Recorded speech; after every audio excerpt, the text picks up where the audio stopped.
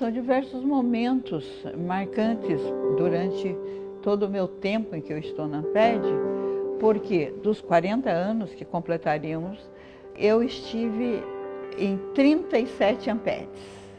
Então, me considero uma pessoa muito envolvida com essa associação, pelo fato que eu acompanhei o crescimento da Amped e tendo várias atividades de pesquisa e também da gestão durante todo esse período que eu estou na Amped. Então, o que me vem, ela é uma grande escola, é uma escola de pesquisa, é uma escola de relações humanas, é uma escola que nos permite mostrar as nossas publicações, porque nós temos apresentação de trabalhos que passam por momentos de avaliação bastante sérios e é uma associação de pesquisa de grande envergadura. Então é isto que eu tenho em síntese a Amped e quero agradecer muito a gestão atual da Amped em a gente poder estar contando alguma coisa da história de vida. A Amped é minha história de vida. Se entrecruza a Amped, porque também nós estamos comemorando 40 anos da Associação Nacional pela Formação dos Profissionais da Educação. Então, como eu sou associada de ambas, e estive nas diretorias de ambas, como presidente da ANFOP e na Amped, na gestão da professora Nilda Alves, na diretoria. Então, isto é uma escola tanto de formação, como de pesquisa, como de conhecimento e também de socialização do conhecimento. Nós temos várias formas de socializar o conhecimento, não é? Mas eu gostaria de remontar de que modo que nós podemos socializar. Nós temos, por exemplo, a apresentação de trabalhos e agora com um novo elemento, a apresentação de painéis temáticos, não é? Isso nos atrai muito, porque nós temos liberdade de submeter nossos trabalhos à apreciação da avaliação. Mas eu queria dizer a vocês, retomar um pouco a minha formação, não é? E essa minha passagem pela Amped, que ela já está durando quase 40 anos. Eu sou formada em Ciências Sociais pela Universidade Federal do Paraná, fiz meu mestrado em Planejamento Educacional pela Universidade de Brasília, na Faculdade de Educação, e meu doutorado na USP, também na Faculdade de Educação. Esta formação me permite dizer que eu tive boas raízes em função de que eu consegui estar na escola desde a educação infantil. A educação infantil e depois o ginásio, na época, eu sou da época do ginásio, no ginásio num colégio estadual e depois fiz o segundo grau, isso porque eu sou originária do estado do Paraná. Vivi muitos anos em Curitiba. Então, essa trajetória me permitiu ir recebendo valores e formações que me ajudaram a fazer o mestrado, o doutorado e depois o estágio de pós-doutorado. Também, o que é importante falar da Amped, eu queria me deter um pouco nesta gestão que eu participei intensamente por 4 anos na equipe da professora Nilda Alves como presidente. Inclusive, ela é professora aposentada aqui da UF, a nossa universidade, que a professora aposentou-se hoje, ela está na UERJ. Eu me sinto muito feliz em ter participado de uma equipe muito plural. E os desafios foram sendo vencidos, porque ficavam algumas questões a serem resolvidas de uma gestão para outra, não é?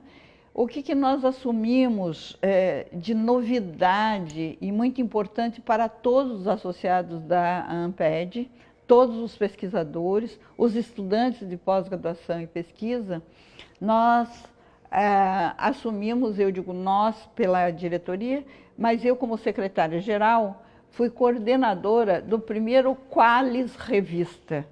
É a famosa qualidade das revistas onde se produz conhecimento. E tinha um pedido antigo do professor José Silvério Bahia Horta, como representante de área na ANPED, de que se realizasse o Qualis Revista, como outras revistas já tinham. Mas a ANPED foi também pioneira no Qualis brasileiro, das revistas brasileiras. Então, nós assumimos esse encargo dificílimo.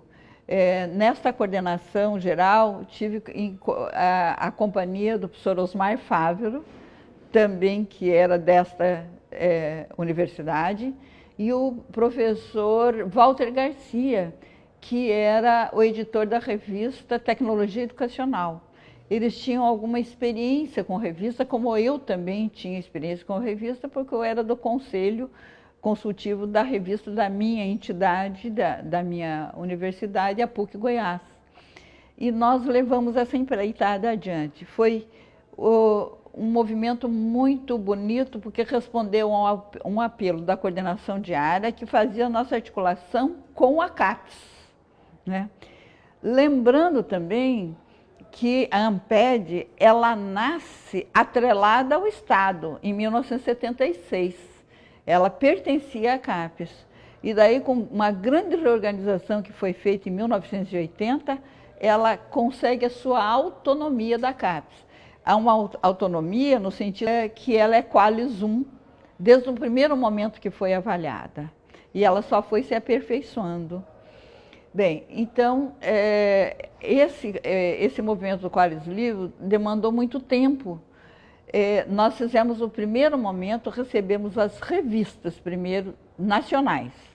Num segundo momento, nós avaliamos as revistas estrangeiras e também ousamos a fazer o Qualis Livro.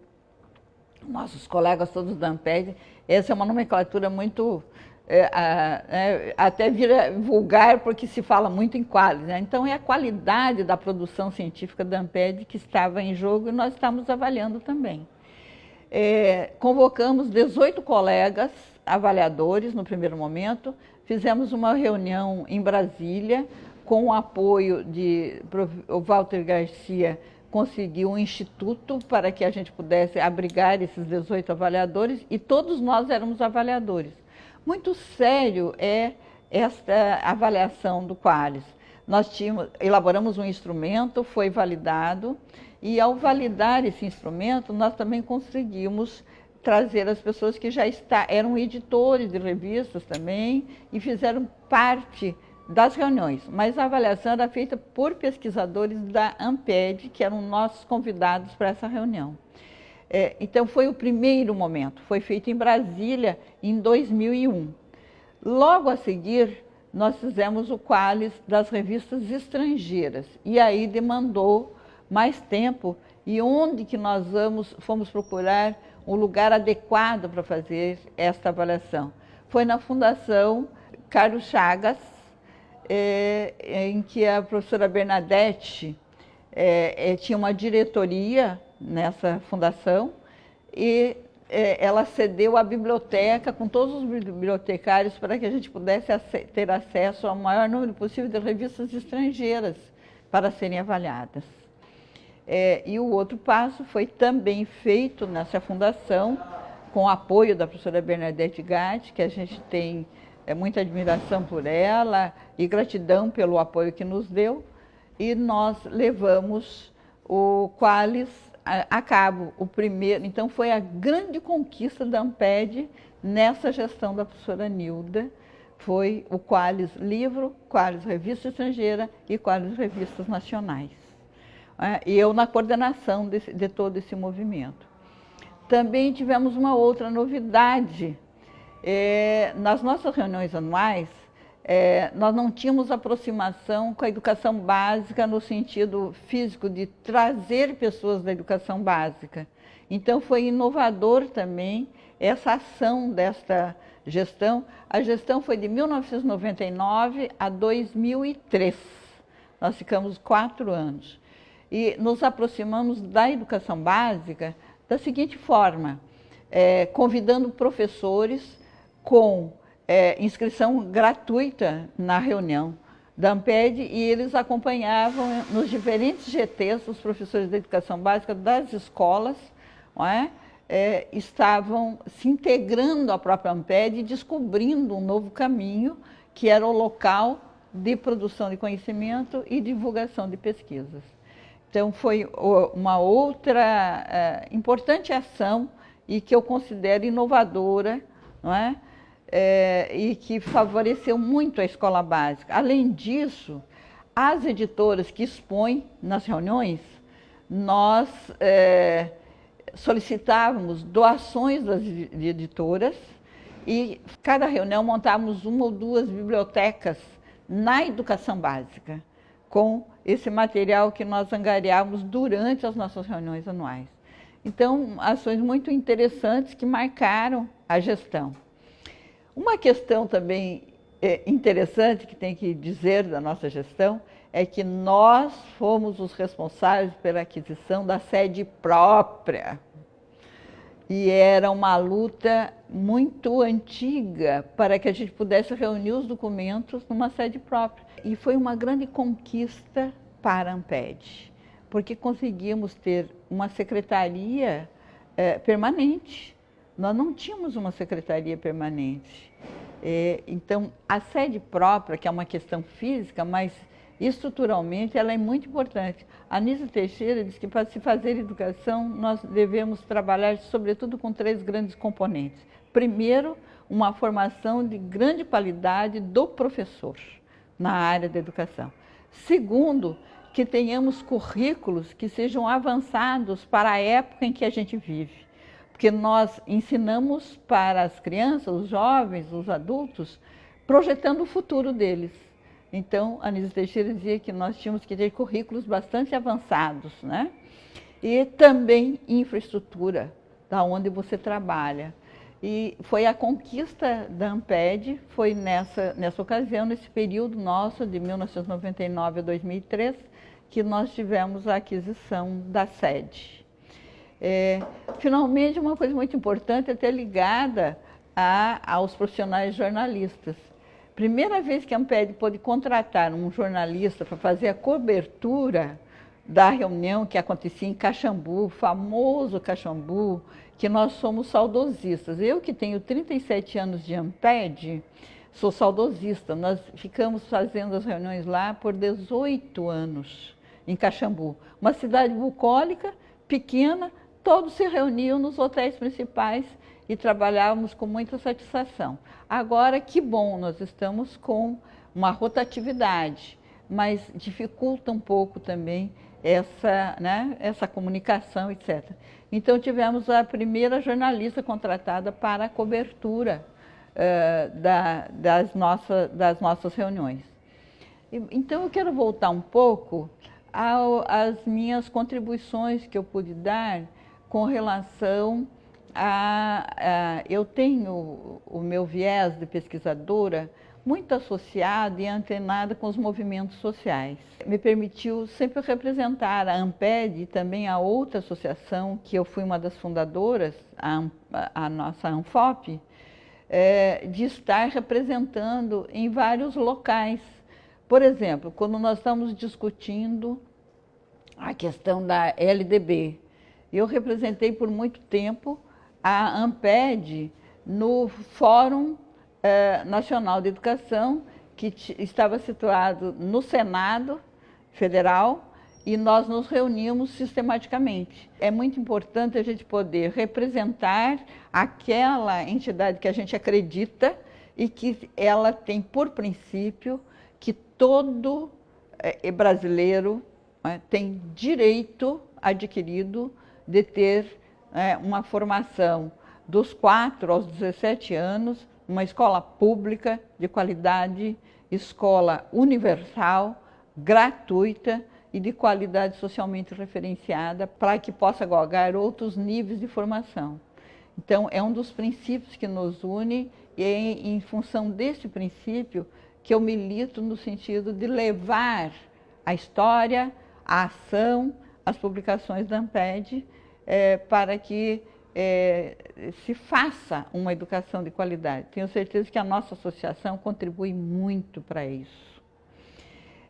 A outra questão é a respeito das publicações que eu também tenho pela Amped. Eu fui movida a fazer várias publicações porque eu sou uma pesquisadora advindo de um curso de Ciências Sociais que eu fiz na Universidade Federal do Paraná, embora ainda no período da ditadura, mas nós tínhamos desenvolvimento de pesquisas e é muito interessante a gente participar de pesquisa e poder produzir. Uma das produções que eu gostaria de rememorar, nós concorríamos aos editais do INEP para grandes pesquisas que nós fazíamos em nível nacional.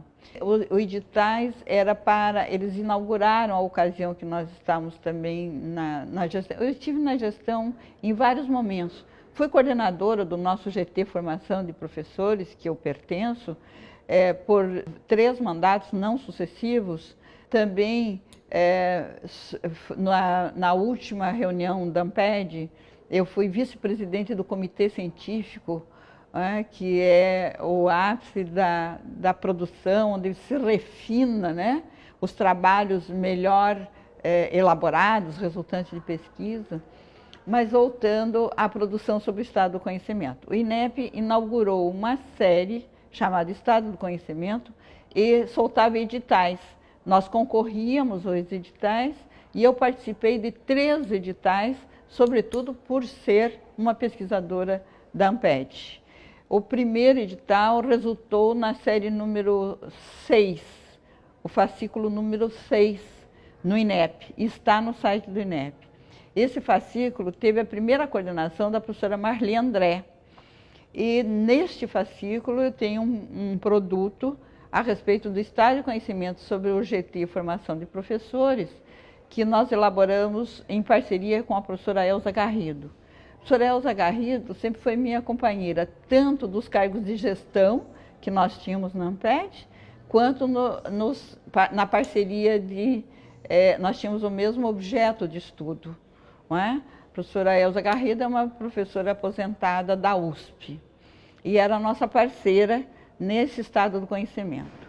O segundo volume coube a minha coordenação do volume amplo, que abrangia também todo o território nacional. E ele está publicado como Estado do Conhecimento número 10 no INEP. E, por último, em 2014, até num GT temático agora, dessa 39ª reunião, eu apresento parte desse fascículo num grupo do GT temático e que trabalha também a produção sobre a formação e a profissionalização do professor, profissionalização dos profissionais da educação. Então, essas oportunidades, como pesquisadora, eu tive apoio da Amped e reconhecimento no sentido de poder trazer a público essas publicações. Uma outra publicação que tem uma relação de 20 anos atrás e que hoje se repete na história da educação brasileira, lamentavelmente, um governo autoritário que teve, travestido de democrático, o governo do Fernando Henrique Cardoso, porque um sociólogo, esperávamos nele que tivéssemos maior autonomia. Em relação à formação de professores, que é a minha área de pesquisa. Não é? Então, nós tínhamos o debate a respeito da formação dos profissionais da educação, que deveriam ser feitos, a formação deveria ser feita na universidade. Era a nossa defesa, porque era o local mais adequado, segundo os pesquisadores e também aqueles que se formam. Não é? Ou a formação para ser professor, em qualquer nível de ensino, deve ser feito na universidade. O que ocorreu? Isso foi em 1999.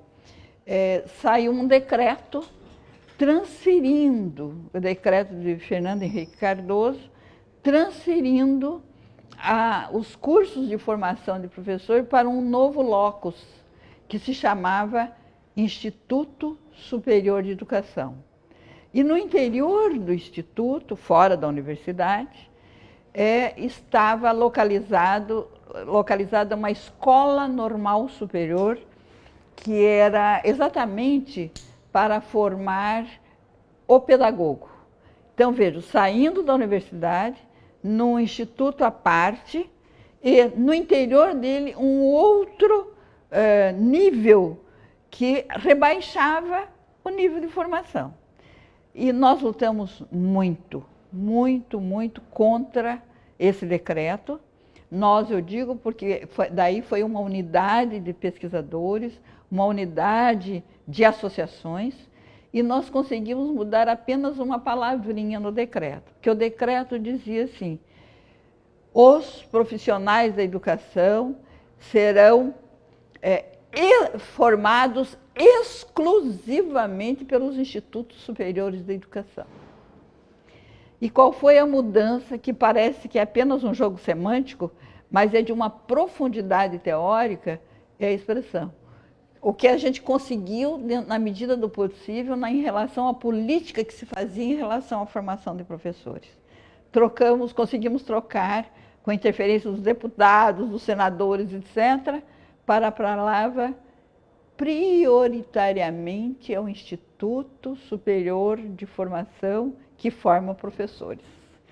Então, tirou o exclusivamente para prioritariamente. O que aconteceu? 2006. Então, daí, 5 anos depois desse decreto, nós temos as diretrizes curriculares nacionais para a formação do pedagogo. E, neste momento, já tinha passado todo o governo Fernando Henrique Cardoso, uma recomposição do Conselho Nacional, e nós conseguimos, nestas diretrizes de 2016, cuja relatora, a professora Clélia Brandão, é minha colega da PUC Goiás e foi presidente do Conselho Nacional de Educação,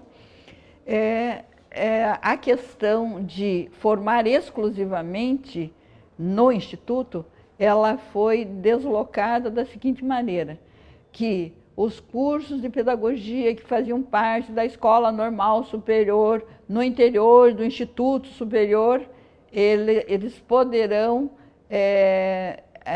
adotar essas diretrizes e transformar em um curso específico de pedagogia a ser ofertado por uma universidade.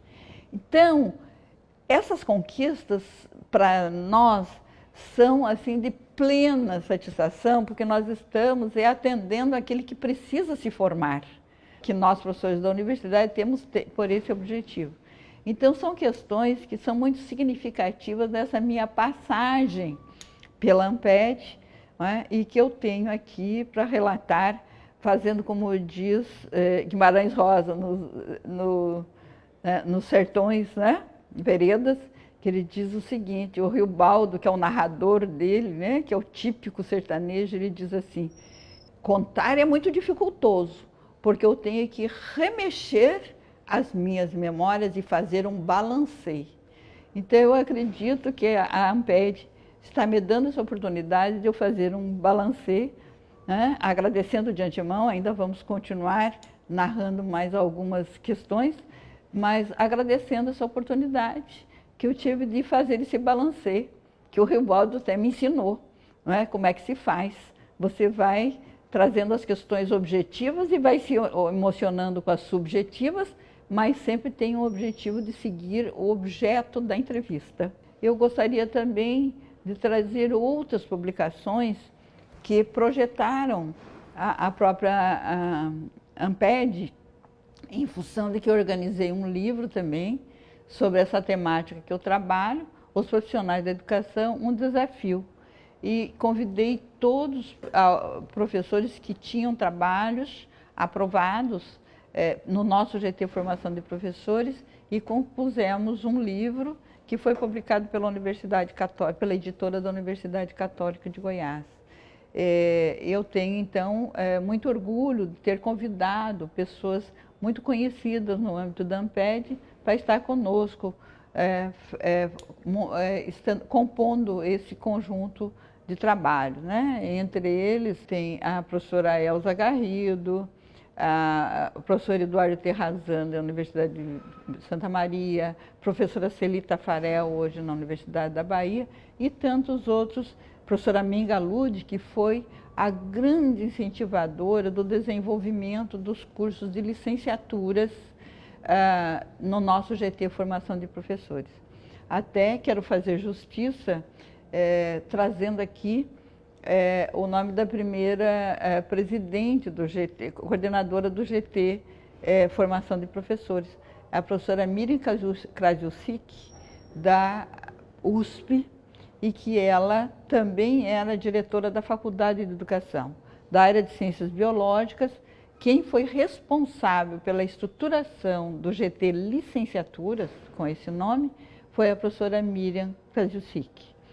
Ela estava numa reunião muito importante que aconteceu em 1983.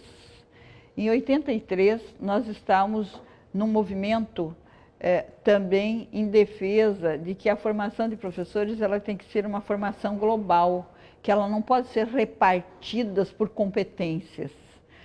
Estamos neste movimento e fomos convidados pelo Ministério da Educação para participar de um grande evento chamado Projeto Reformulação dos Cursos de Formação do Educador.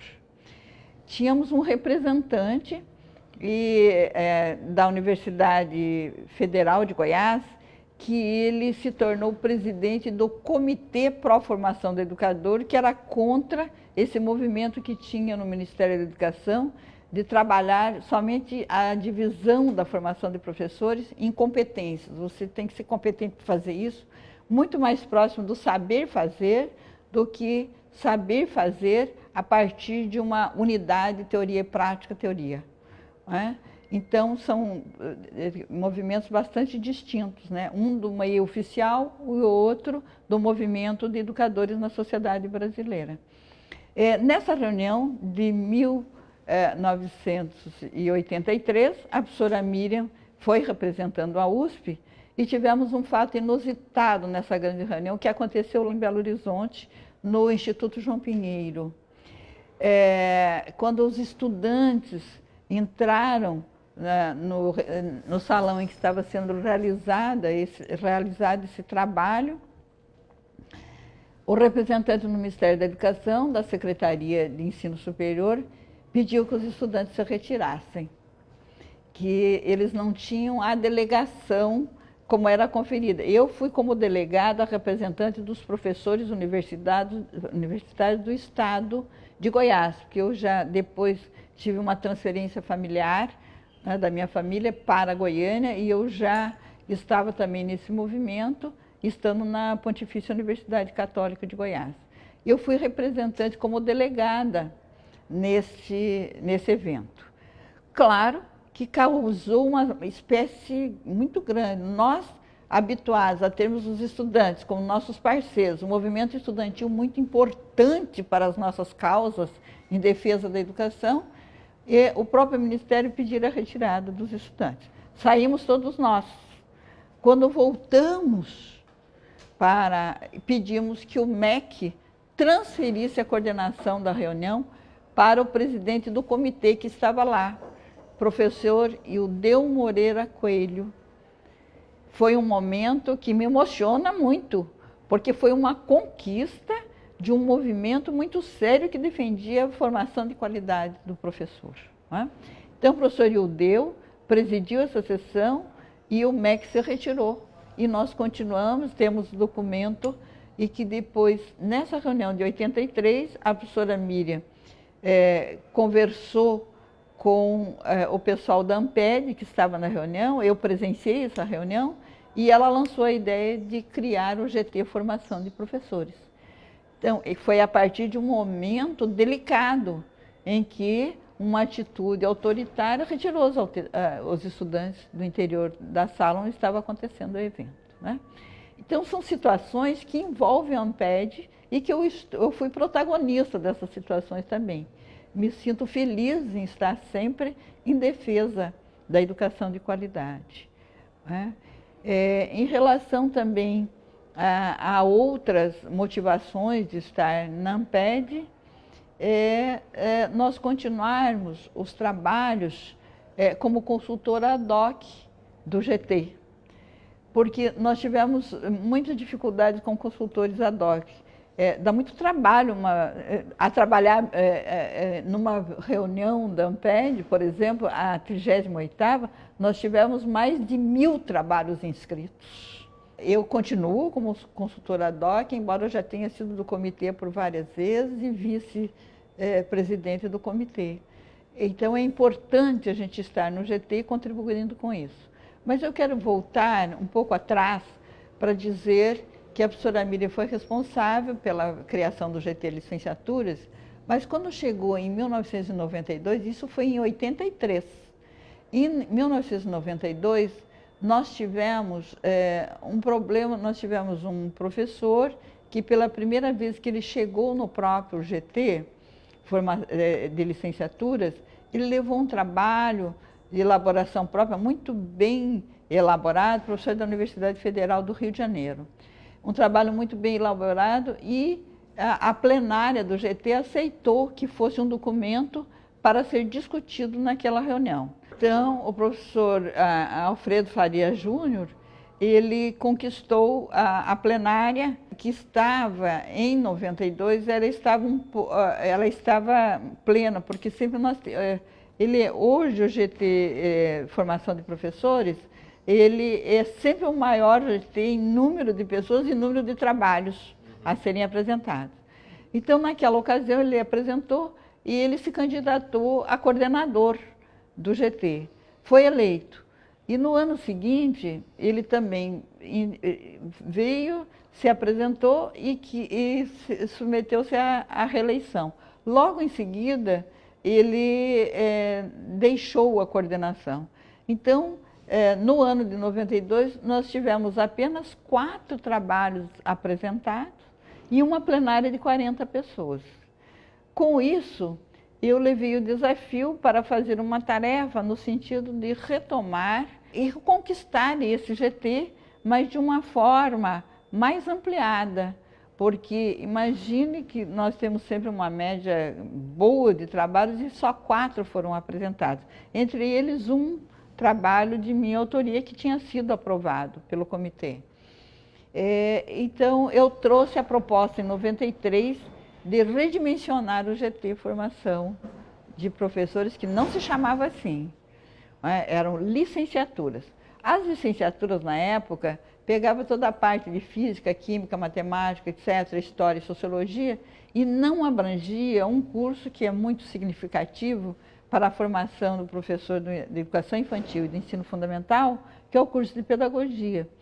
E transformando, então, com essa medida de ampliar a finalidade e as funções do GT, nós conseguimos transformar em GT Formação de Professores.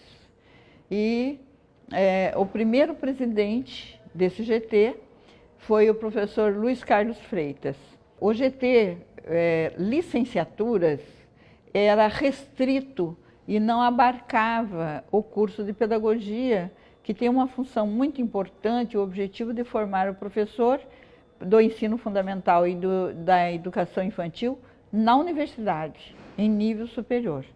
Então, com essa reformulação que eu propus para os participantes do GT, em 93 foi aprovada a minha proposta e nesta reunião eu fui eleita coordenadora do GT, 1993. Meu mandato durou até 95, depois fui reeleita em 95 e meu mandato durou até 97. Em 97, nós já tínhamos organizado a candidatura da professora Nilda Alves, e daí fiquei na Amped como secretária-geral de 99 a 2003. Uma outra questão do GT é que hoje ele é também o maior GT em número de trabalhos, não é? E é um GT que tem uma boa penetração também de profissionais que não estão na universidade, que estão no ensino, trabalhando no ensino fundamental, na escola básica, e eles têm a oportunidade de trazer a produção por meio desse GT, não é? Tendo trabalhos com qualidade. Eu sou professora de políticas educacionais. E eu tenho, por princípio, exatamente trazer esse lado muito sério da pesquisa, que nós dedicamos muito tempo à pesquisa, é necessário se debruçar sobre o objeto, não é? Para quem fez estado do conhecimento, sabe que nós temos que ter um método muito bem definido para fazer as pesquisas, a metodologia, também cuidar muito com os referenciais teóricos, porque nós temos as matrizes do conhecimento que devem ser respeitadas, não é? Se você adotar a matriz positivista, você tem um instrumento de pesquisa. Se você adotar o materialismo histórico dialético, como eu adoto, nós temos outras formas de fazer pesquisa. Então, toma bastante tempo, por exemplo, do professor da universidade, aquele professor que se debruça na pesquisa. Mas é impossível você estar numa associação da envergadura da nossa Associação de Pós-Graduação e Pesquisa, não estar também tendo possibilidades de estar nessa, que é uma militância, mas é uma militância acadêmica, em defesa das nossas teses, sobretudo em defesa da escola pública brasileira, que nós temos garantidos na Constituição e não temos efetivamente garantido uma escola de qualidade da educação básica, não é? Então, eu acho muito importante e termos pessoas que tenham sensibilidade para poder levar também de forma acadêmica essas questões que são mais de políticas educacionais, são de conquista dos direitos, e nós temos que sempre lutar para que nós tenhamos os direitos respeitados. O nosso país parece que tem hábito de colocar a lei para que ela não seja atendida, não é? Então, nós temos aí, não é, que é o direito subjetivo do ser humano brasileiro, para ter um lugar na escola pública. E nós não temos esse direito garantido, é só para alguns. Então, é isto que eu vejo, esse lado da Amped, e que ela não se desvincula do seu foro principal, que é a pesquisa, que é a pós-graduação, que são os programas de pós-graduação, não é? É muito importante que nós tenhamos representações que possam estar sempre no Conselho Nacional de Educação, que é o nosso legislador maior, e que tudo tem que ser homologado daí pela Presidência da República, não é? E também no espaço do Parlamento. Nós precisamos estar no Parlamento como pesquisadores também, para que a gente garanta a atuação da legislação que muitas vezes ela foi decretada e não foi cumprida. Então, é muito importante e é dessa forma que eu vejo a atuação da Amped, e as gestões atuais têm sido muito, muito participativas nesse movimento de conquista também, né, da educação e da formação para o brasileiro, para que a gente não amargue entre brasileiros 13 milhões de analfabetos. Ainda mantemos na nossa nação 13 milhões de analfabetos. Então, nós estamos lá com pós-doutorado, mas nós estamos, então, equilibrando o posicionamento político com o posicionamento epistemológico e com o pensamento educacional para podermos estar também garantindo a escola para nossas crianças, os jovens, os adolescentes e os idosos. Porque os idosos têm direito a ter uma vaga nos cursos de EJA, não é? Desde que as escolas ofertem. uma questão que me sensibiliza muito é que com essa inversão de valores que o sistema educacional brasileiro está aprovando muitas escolas militares, eu tenho resistência no sentido que a escola militar tem uma determinada ideologia e que nós temos que ter escolas públicas mesmo, de grande qualidade e que não sejam escolas militares para poder servir de corretivo, e não é isso que a gente quer. Nós queremos a formação do cidadão brasileiro.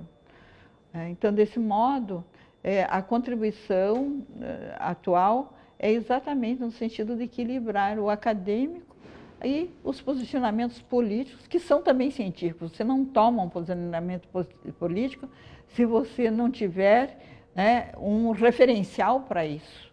E é de grande responsabilidade da Amped. Veja o que nós vivemos hoje. Nós vivemos uma total descaracterização do professor e da formação dele em nível nacional, em função das políticas que estão sendo implantadas atualmente. Nós estamos, a exemplo das diretrizes curriculares de pedagogia lá em 2006, hoje nós estamos com as diretrizes curriculares de formação inicial e continuada de professores, número 2 de 2015, cujo relator no Conselho Nacional foi o professor Luiz Dourado. O professor Luiz Dourado teve um papel muito significativo com que ele organizou essas diretrizes como relator, não é? Tendo, na ocasião, sido aprovado pelo governo em 2015, e hoje essas diretrizes estão sendo atacadas por meio de um outro projeto de diretrizes curriculares para a formação do professor e a Base Nacional Comum Curricular, que é a Base Nacional Comum Curricular. Nós temos várias restrições a ela, porque ela tem profundas limitações em relação à formação do professor. A Base Nacional Comum Curricular ficou maior do que a própria educação. Então, nós estamos vivendo um momento político muito sério de descaracterização desse professor. Ele já é desvalorizado porque muitos dos professores brasileiros, eles não recebem nem o piso nacional salarial, que é o piso da educação básica. E hoje nós estamos vivendo este momento de retrocesso àquele decreto do Fernando Henrique Cardoso, não é? Que nós estamos sendo atacados e nos posicionamos sempre contrários, mas tendo possibilidade de oferecer conhecimento para reverter essa situação. Ocorre que a correlação de forças está muito desigual. Mas nós nunca desistimos da luta, no sentido que nós nos alimentamos com novas pesquisas, com a nossa sala de aula, que também é uma experiência muito grande, porque a sala de aula tem que ter uma gestão democrática, não é? Que seria o primeiro exemplo para termos uma nação democrática.